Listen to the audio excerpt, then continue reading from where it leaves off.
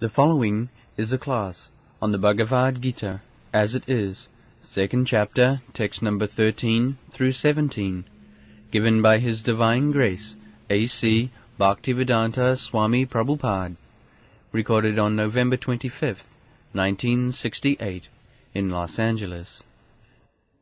Soul continually passes in this body from boyhood to youth and then to old age. Similarly, the soul also passes into another body at death. The self-realized soul is not bewildered by such a change. Purport. Since every living entity is an individual soul, each is changing his body at every moment, manifesting sometimes as a child, sometimes as a youth, and sometimes as an old man, although the same spirit soul is there and does not undergo any change. The individual soul finally changes the body itself, in transmigrating from one to another, and since it is sure to have another body in the next birth, either material or spiritual, there was no cause for lamentation by Arjuna on account of death, either over Bhisma or over Drona, for whom he was so concerned. Rather, now, this simple fact, as it is explained in the Bhagavad Gita, that dehinasmin jatha dehi kumarajo vanangjara, the change of body is taking place every moment. Every moment. That's like the child. The child, if there is some measuring instrument, if you measure this child today, tomorrow you'll find the child has grown or changed the body. That is a medical science also. The body is changing. The body is changing, but the soul is there. Just like I had my childhood body, boyhood body, and now I am in a different body, but I remember all the activities of my childhood. Therefore I am permanent. And body is changing. This simple truth, what is the difficulty for the people to understand? The simple truth. The body is changing, but I am not changing, I am eternal. Therefore I am not this body, I am not changing. This simple truth, the first instruction of Bhagavad Gita, Krishna has begun instructing Arjuna after Arjuna has accepted his discipleship. The first instruction is this, that you are lamenting on the body of your grandfather and teacher regarding fighting, but your grandfather or the soul, which is already explained, that you as soul, I am as the Supreme Soul, or all these kings and soldiers who have assembled, they are also souls. They existed in the past. Now they have changed their body. Again they will change their body, but they will exist. This is the instruction. The body is changing, and the vivid example that in this life you are changing body. So what is the difficulty of understanding the simple truth that the soul is different from the body? And so far, eternity of the soul, that is also there is proof, because in childhood I was present, in boyhood I was present, in youthhood I was present, and in this old age I am still present. So naturally it is concluded that when I change this body, I exist. When I change this body will be changed. Tatha dehantarang prapti. As the parents of this child, now she is, say, 1 foot long only. when this child will grow 5 feet long, the father and mother, will they cry, "Oh, my child, where is my child, that 1 feet long?" He knows, the parents know that my child is there. They change the body. This is a fact. Similarly, you are lamenting on the body of your grandfather and teacher. Even they change their body, what is the cause of lamentation? They will exist. This is the beginning of instruction of Bhagavad Gita, or spiritual instruction. Unless one understands this simple fact that the soul is different from this body, the soul is eternal, the body is temporary, changing, because without understanding this, there is no spiritual education. A false education. If one identifies with this body, there is no understanding of spiritual knowledge. So the yogis, they are trying to come to this point by meditation, whether I am this body or not. Meditation means that first meditation, concentration of the mind, the different kinds of sitting posture that helps me to concentrate my mind. And if I concentrate my mind, meditation, am I this body? Then, if I am not this body, where I am in this body? Then if he analyzes, he will find himself within this heart. Within this heart, the soul is also there, and the super soul is also there. Krishna is also there. So, the perfectional stage of yoga is to see the super soul and understand oneself that I am individual soul. So that perfectional stages we are immediately offering, that you try to see Krishna always, Krishna consciousness. The yogis are trying to reach a platform after so much exercise of the body. We are giving that thing immediately. That be Krishna conscious. You are eternal, part and parcel of Krishna, and Krishna is the super soul.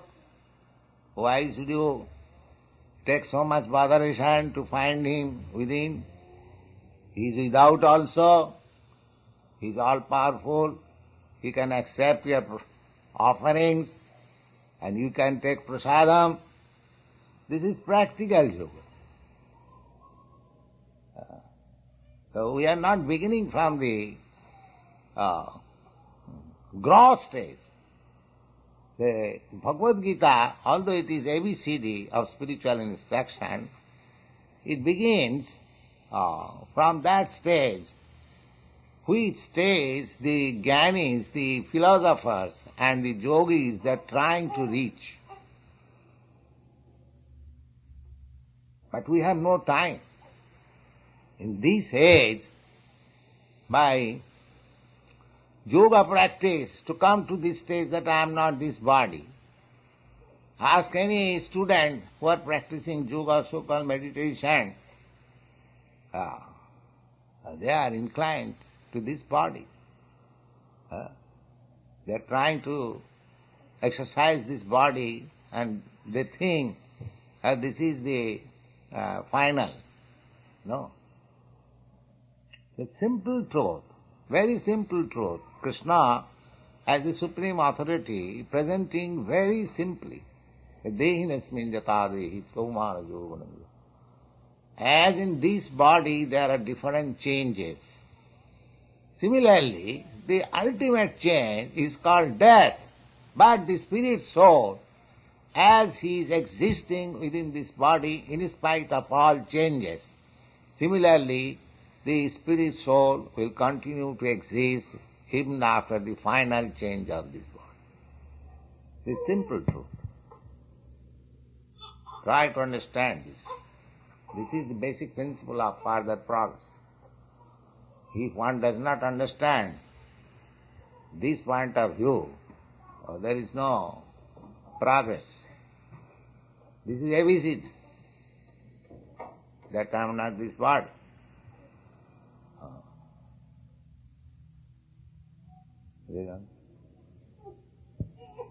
Rather, you should rejoice that they're changing bodies from old to new ones. Now here is another argument, that why you are going to lament on the body of your grandfather, his grand old man.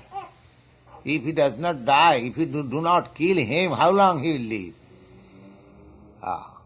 So you kill him or not kill him, he will die. And you should be rather joyful because your grandfather is going to have again, this is only for argument, again have a new body. When Chaitanya Mahaprabhu met Chand Kaji, I think I have explained this story many times. Chand Kaji was Mohammedan. So, you know the story that Chaitanya Mahaprabhu started civil disobedience, disregarded the section imposed by the magistrate Chand Kaji that you cannot hold the Sankirtan. The people are disturbed just like you are being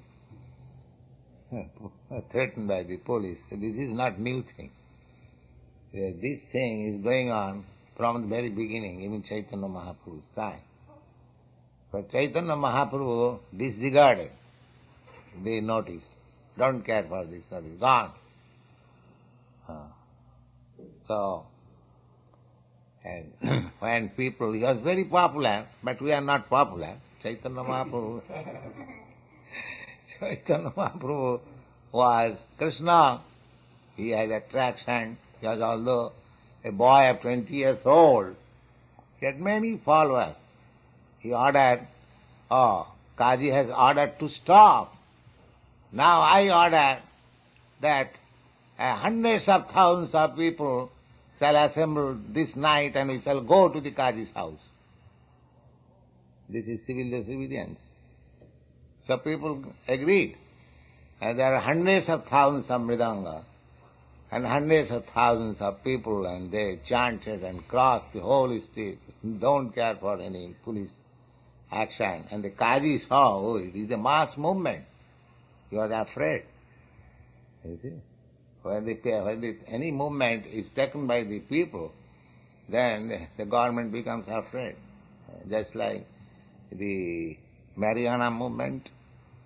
Now there is no more legal action. The government cannot do it because all people are taking to marijuana. You see?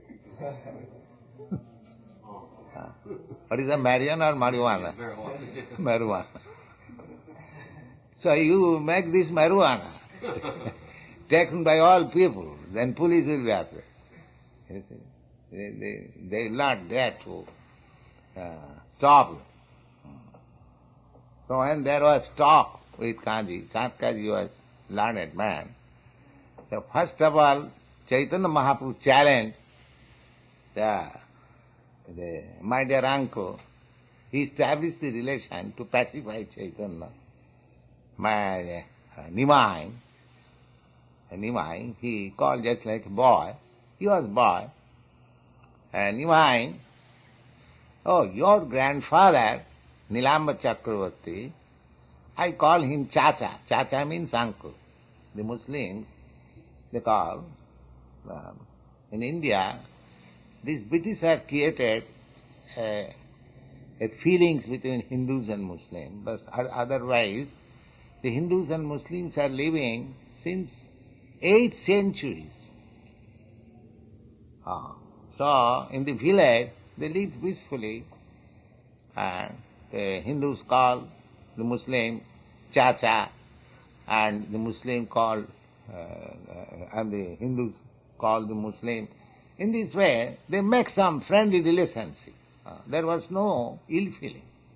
Even they will invite, the Hindus will invite. In our childhood we have seen, in marriage ceremony or in some religious ceremony also, some Muslim friends are invited and they are received. Similarly, Muslims also invite some Hindus. They'll make separate. My father used to be guest of a Muslim gentleman. He was his customer. So he used to make separate arrangement, my father, a Brahmin attendant, and supplying all food stuff. So there is no... And he was coming to our house. So he accompanied with his servant Muslims. So he used to supply his food stuff. They were cooking in their own way. Of course, no meat was allowed. But they are on friendship. And while departing, he would give us some money. 4 rupees, 5 rupees in the hands of all our brothers and sisters, and offer respect to my mother as auntie. These feelings were there. This ill feeling was created by the Britishers.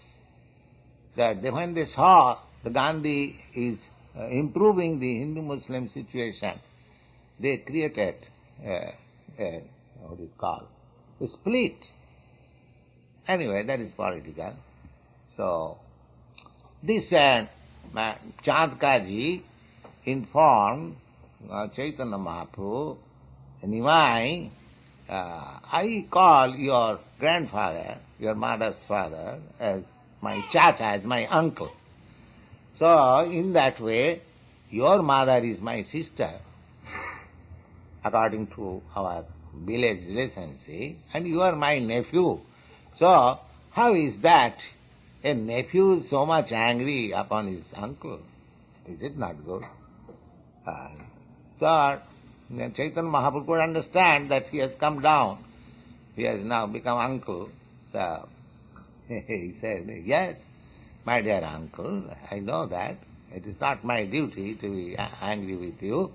But how is that? I am your nephew, I have come to your home, and you went upstairs, you did not receive me. So anyway, what is done is done. Forget.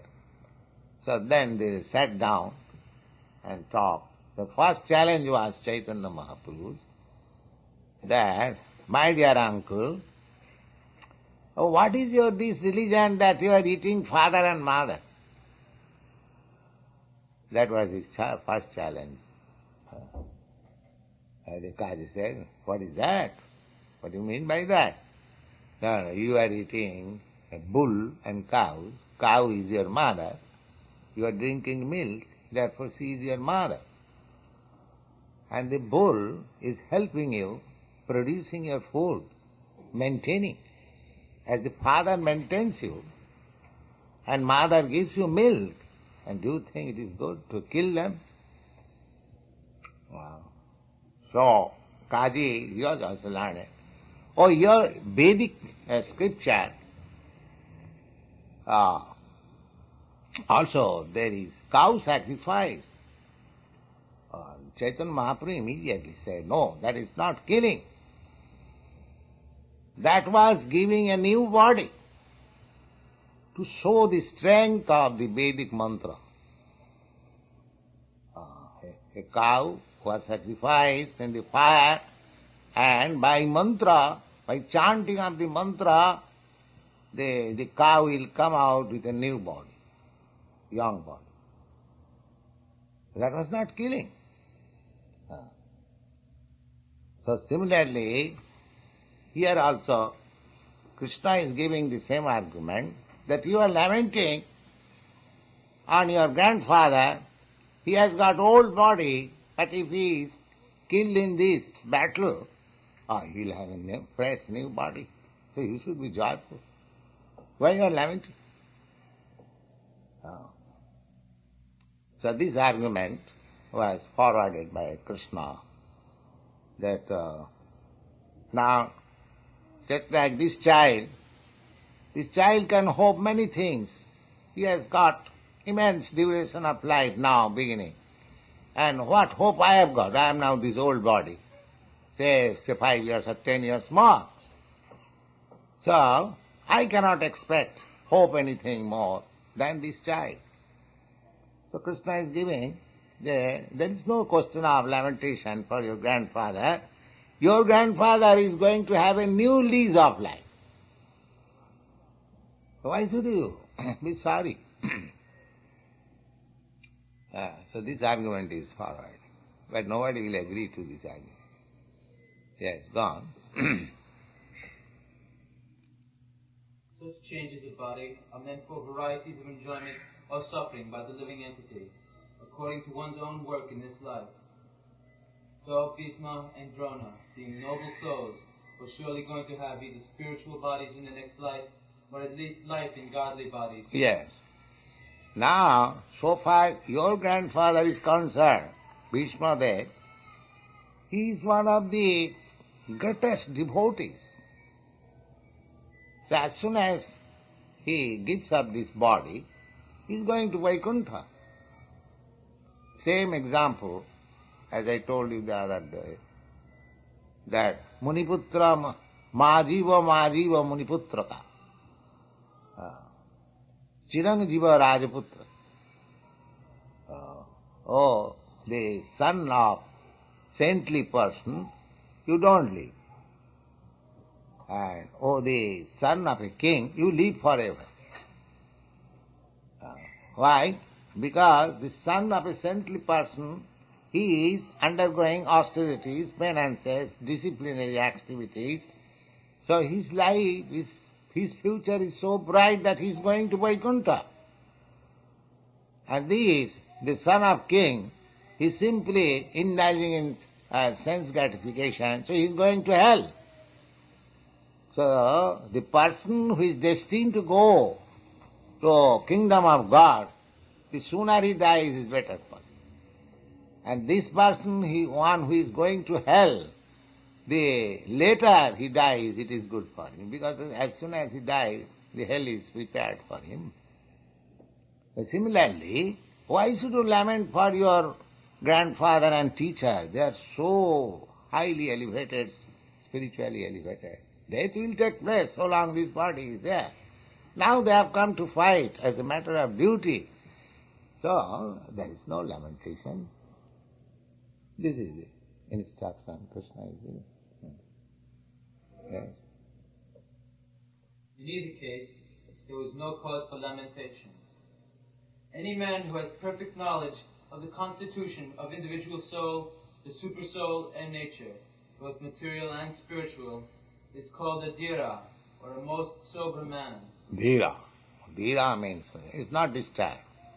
A person who is not disturbed by paltry causes, he is called dhira. Another example of dhira is given by poet Kalidas.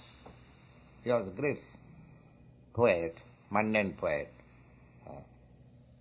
So he said that dhira is one who is not disturbed even in the presence of disturbance.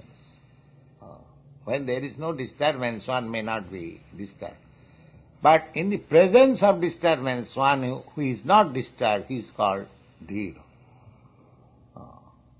The cause of disturbance. Just like a person trained in restriction of sex life. So, when he is perfect, even there is cause of sex impetus, he will not be disturbed. That is the cause, dhira. So, he is describing that these persons are highly elevated. You are also my friend. Why you are disturbed in this way? Oh, that does not look well. Go on. Such a man is never deluded by the change of bodies by the living entity. Yes, a man is crying, oh, my father is dead, or my friend is dead, my son crying. But one who is dhira, he knows, oh, what is this death? He has changed his body. So there is no question of lamentation. So how much spiritual education is required to come to this point? Yes, O son of Kunti, the non-permanent appearance of heat and cold, happiness and distress, and their disappearance in due course, are like the appearance and disappearance of winter and summer seasons. They arise from sense perception, O sign of Bharata, and one must learn to tolerate them without being disturbed. Now the question is, yes, I understand that my grandfather is spirit soul and this body is material. Still, by nature, I will be unhappy if my grandfather is killed and my teacher is killed, I will be unhappy. So Krishna is instructing Arjuna that this kind of unhappiness, distress, is this world. You cannot avoid. These are necessary distresses. The example is giving that severe cold in the winter season, in the month of January or some month, the winter is very severe, intolerable. Sometimes, somewhere it is below 30 degrees, 0. But what is to be done? The people in such part of the world who live, just like in Canada, it goes sometimes 30 degrees below 0. Does it mean that they will close their offices and work and everything? No. Everything is going on as usual. One has to tolerate, that's all. In India also, India and other parts of the eastern countries, just like Arabia, Iraq, during summer time, the temperature is 135. We cannot imagine 135. In India we have experienced temperature, I have experienced up to 118 degrees. Not always, unusually. But 110 degree is usual during summer time, 110 degrees. Usual temperature. So does it mean the scorching heat, you cannot get out on the street, but still one has to go to office, one has to go to work. There are some cases of heat stroke. Still nobody can stop his duty. Similarly, even if you think that by discharging your duty as a warrior, as a Kshatri, your grandfather will be killed, of course there is no cause of lamentation, he will get another new body. But even if you think, if your bodily concept is so strong, if you are sorry, so you have to, tolerate. Just one has to tolerate extreme heat and extreme cold. There is no cause of crying, oh, there is extreme heat, extreme heat. What do you do? That is nature's law. Extreme heat, everyone is cooking. Nobody says, oh, today is extreme heat, I cannot cook. No, everybody is cooking, although there is suffering. Similarly, there is extreme cold, but everyone is taking bath in the Ganges. Nobody says, oh, I will not take bath. So duty has to be done.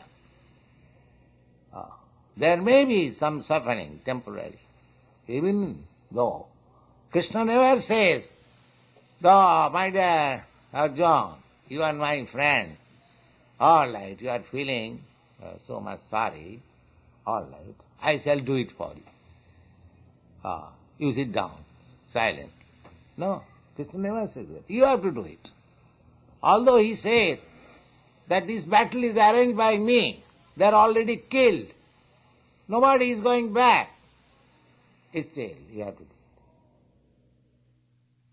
So our duty, persons who are Krishna consciousness, engaged in Krishna consciousness, they should always know that everything is to be done by Krishna.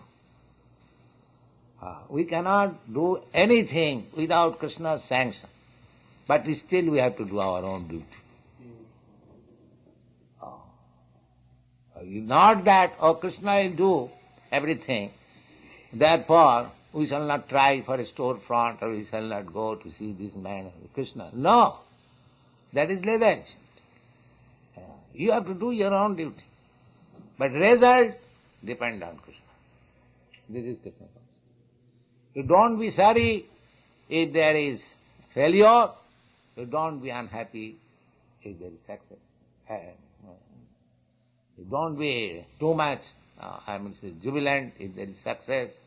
Everything is done by Krishna. This is the attitude of Krishna consciousness. They have to do their own duty. Never mind whether it is suffering or happiness. Doesn't matter.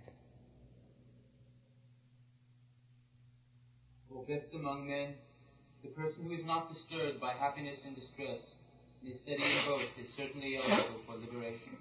Yes.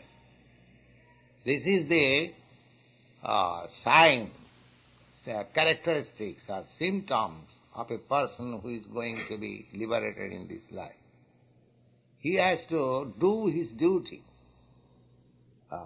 So far we are concerned, we have accepted Krishna consciousness duty, so we have to execute our duties faithfully and seriously. Then it is sure Krishna will give us the desired result. A nice example is given, just like a girl is married to a boy. Generally, girls desire a child. So, if she, after the marriage, if she immediately wants a child, that is not possible. But because she is married, and if she serves faithfully her husband is pleased and there is love, in due course of time there will be child. Why? There is hesitation. There will be child.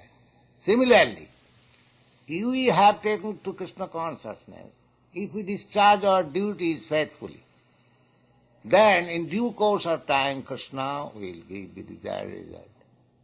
Don't be hesitant. Don't be doubtful. It is sure. Krishna says that tattadehang punarjanma naiti mamiti kaunteya.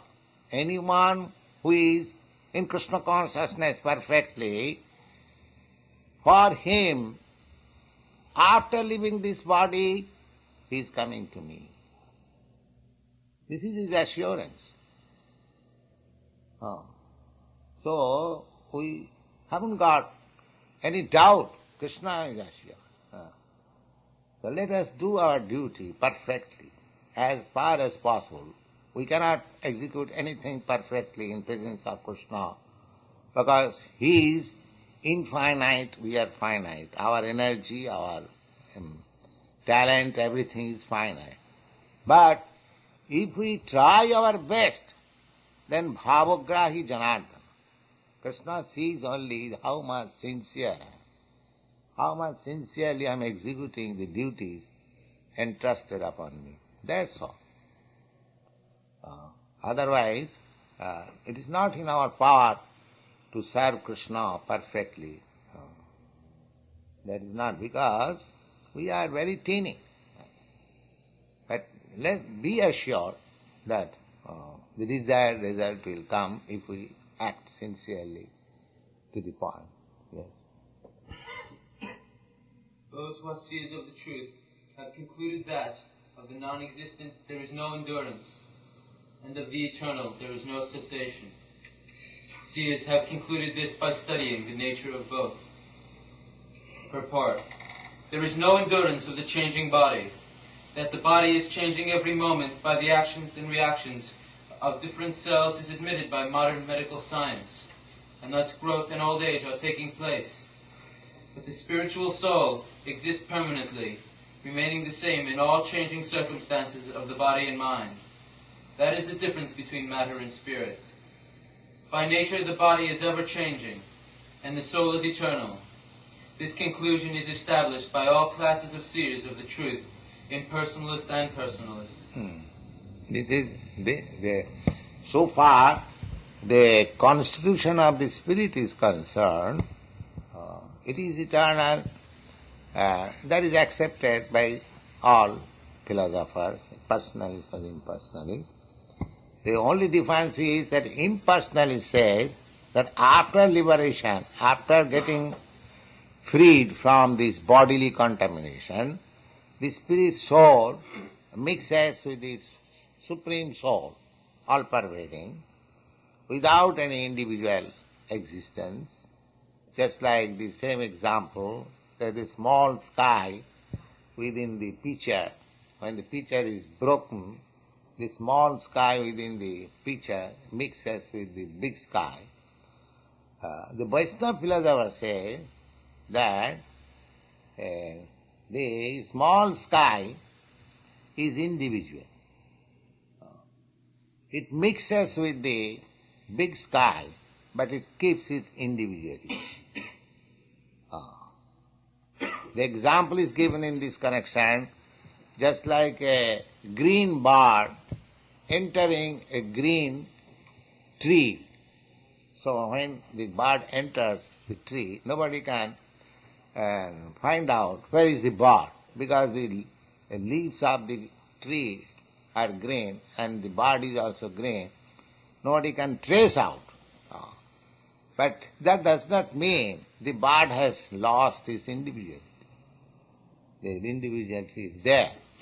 Just like you see one airplane is flying in the air, and when it goes too far, it appears that it has disappeared. It seems to us that there is no more that aeroplane. It has mixed with the sky.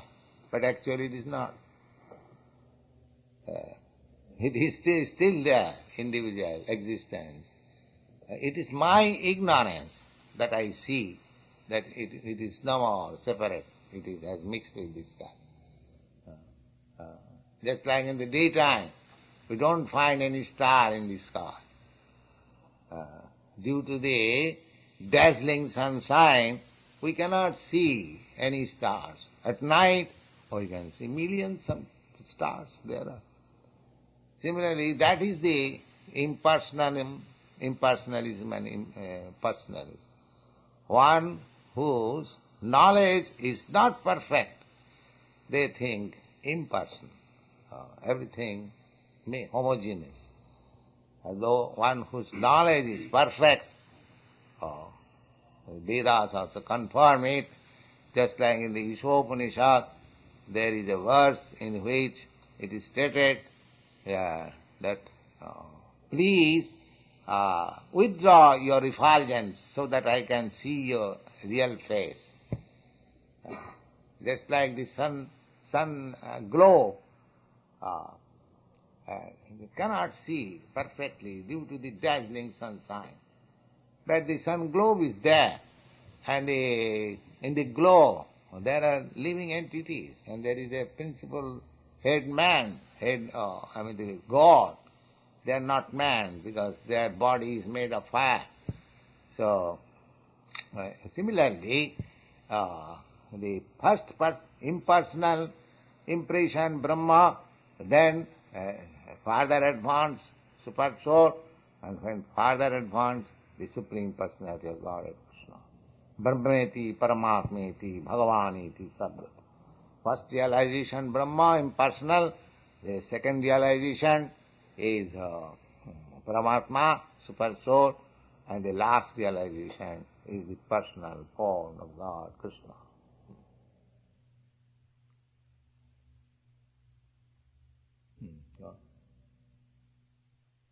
In the Vishnu Puranam, also this truth has been established. It is stated there that Vishnu and his abodes all have self-illuminated spiritual existence.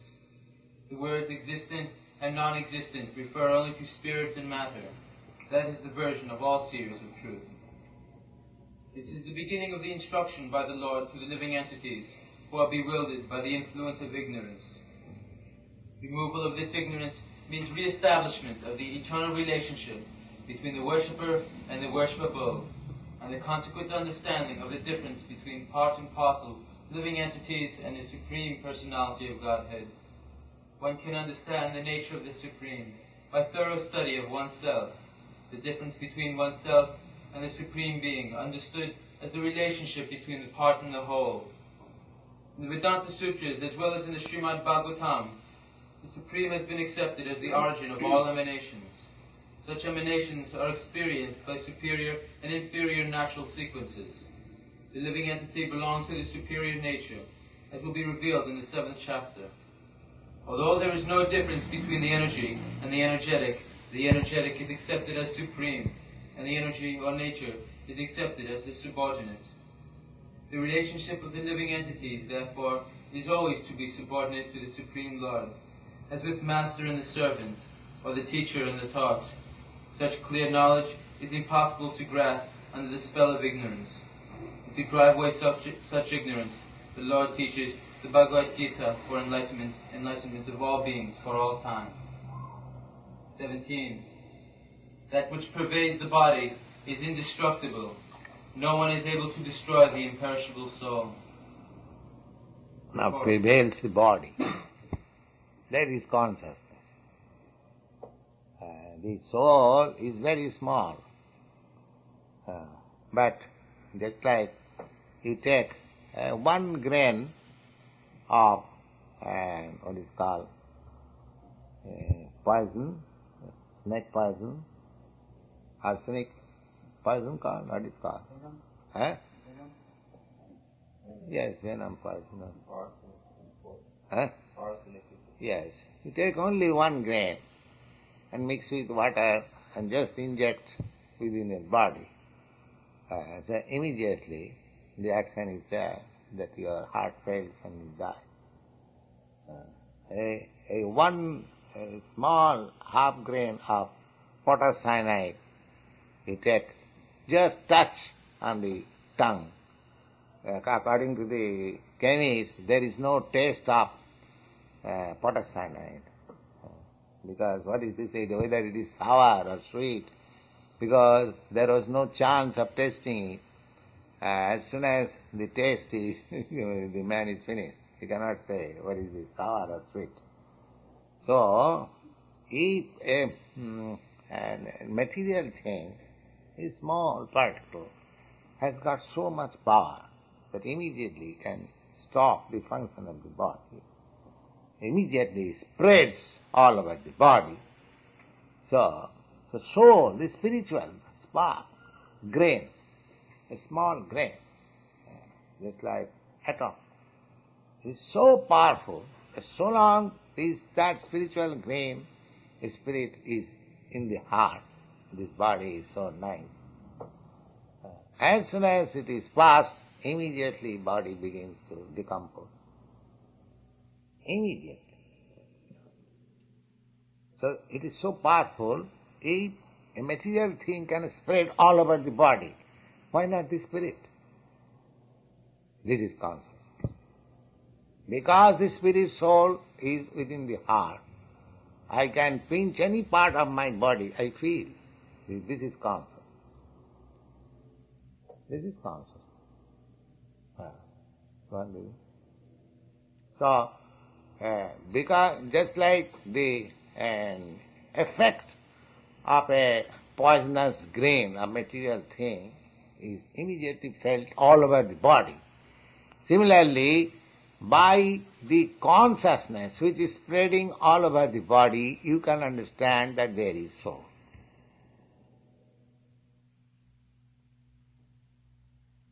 This verse more clearly explains the real nature of the soul, which is spread all over the body. Anyone can understand what is spread all over the body. It is consciousness. Everyone is conscious about the pains and pleasures of the body in part or as a whole. The spreading of consciousness is limited within one's own body.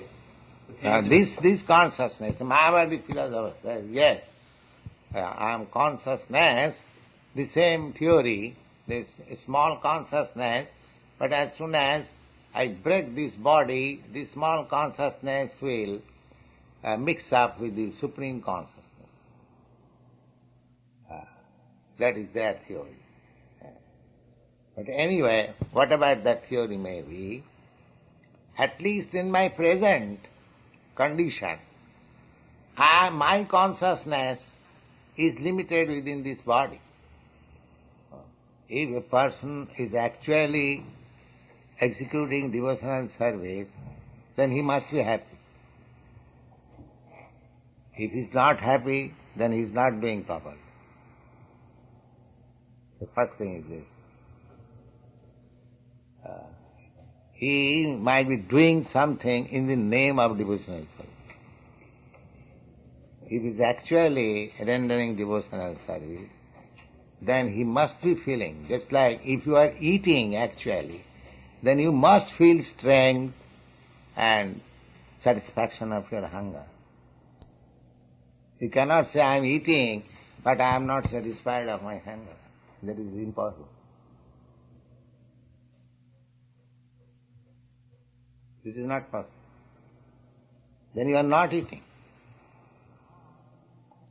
Or you are eating, but it is being devoured by the worms within your intestine. Sometimes it happens. If there are many worms within the intestines, you go on voraciously eating, but you don't get strength. Because the eating substance, the essence is taken by the worms. Therefore the worm treatment is there, to kill the worms. Otherwise they will eat everything. He will feel hungry, but will not get any strength. This is the worm disease. So, if I am actually rendering devotional service and I am not getting any happiness, that means there is some Maya's play.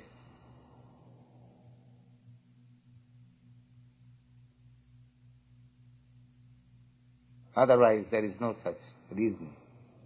He must feel happy.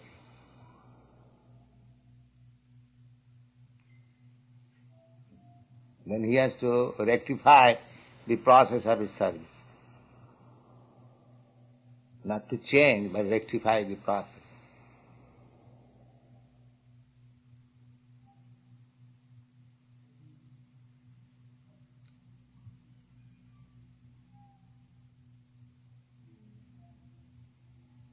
What is that?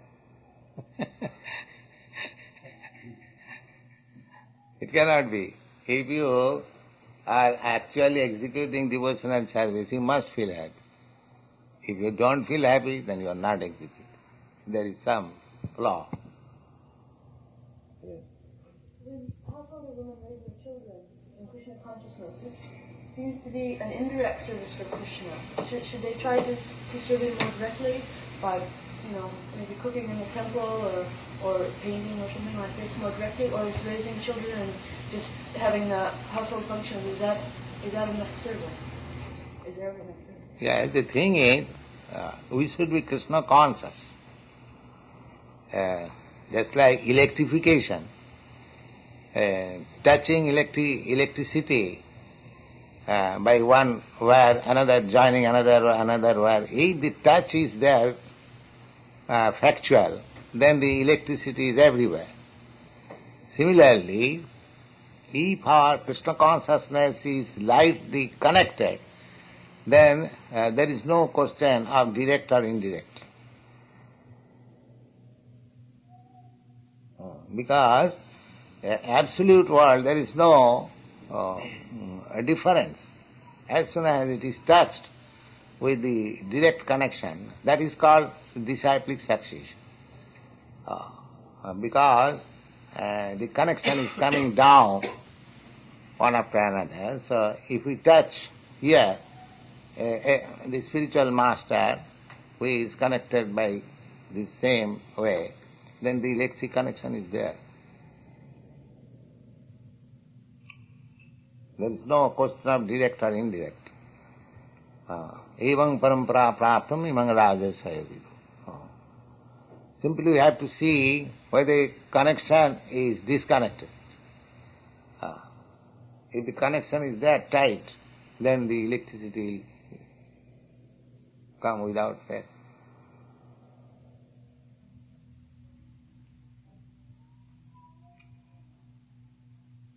So in our conditioned stage, there will be so many doubts, so many implications, but the same thing as I gave you example, that don't be very much hasty to receive the result immediately. Simply we have to follow. We have to follow tat karma pravartana. This is advised by Rupa Goswami. 6 things we have to take particular care, and 6 things we have to avoid in order to be perfect in Krishna consciousness. So, utsahat, dhvajyat, nishchayat. The first principle is one must be very enthusiastic. He must believe that Krishna has said that Nami bhakta pranassati. My devotee will never be vanquished. So, let me become Krishna's devotee, sincere. I must become Krishna's devotee, sincere. This is called enthusiasm. Then, dhairya. I have become Krishna's devotee, but still I am not feeling happy. How is that? So therefore you have to become patient. The enthusiasm must be there, you must be patient also. And nishchaya. Nishchaya means you must be confident. Krishna has said that his devotee will never be vanquished, so surely I shall not be vanquished, even though I don't feel now. Let me do my duty. Utsaha, dhairya, nishcha, tat karma pravartanat. But you have to do your duties as they are prescribed. Sato vritte, there should be no duplicity. Or sato vritte means plain dealing, straight dealing. Sato vritte and sadhu sangha, and in the company of devotees. So one must be enthusiastic, one must be patient, one must be confident, one must execute the duties, one must associate with devotees, and one must be very honest in dealing. 6 things. If these 6 things are there, sure success. Similarly, there are 6 things which should be avoided. What are those? Pratyahara prayasascha prajalpa niyamagraha lulam janasangascha sarabhi bhakti pranassati. Pratyahara, too much eating or too much keeping bank balance or money, or collecting more than the necessities. Pratyahara is generally too much eating is prohibited.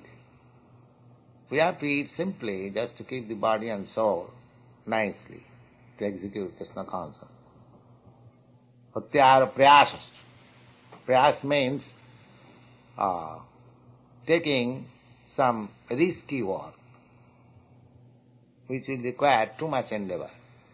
We should avoid it. Pratyahara prayasa prajalpa, nonsense talking which has no connection with Krishna consciousness. Pratyahara prayasa prajalpa niyamagraha, following the rules, but actually I'm not very much careful in executing the war. So, niyamagraha means not to accept the rules and regulation, and another meaning is to simply to accept the rules and regulation without good effect. Atyara prayasascha prajalpo niyamagraha, laulam, greediness, and janasangascha, and associating with non-devotees. These things are against execution of devotional service. And the first things, the patience, enthusiasm, and confidence, these 6 things are favorable. So we have to take notice of the don'ts and do's. Then it will be all right. Do this, don't do this. There are 6 kinds of don't do this and 6 kinds of do this. So that is right. Yes. I have a question from Brahma Murthy. Why did people in the past ages sacrifice animals, and how did Krishna put a stop to this? Oh, yes. That I have explained just a few minutes before. The animals were put into the sacrificial fire. By Vedic mantra, he was given new life. But at the present moment, such expert priests and Brahmins are not available. Therefore it is stopped. Animal sacrifice is stopped. Because it is Kali Yuga, nobody is reading and cultivating Vedic mantras. So, in this age, this mantra is called Maha Mantra. Chant Hare Krishna. That's all. All Vedic mantras are now gone to hell.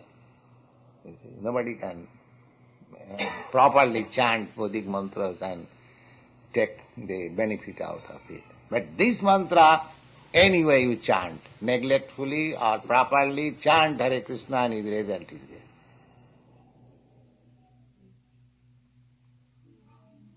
Therefore Chaitanya Mahaprabhu said, Nasteva, Nasteva, Nasteva Gatirannatha. There is no other alternative, no other alternative, no other alternative.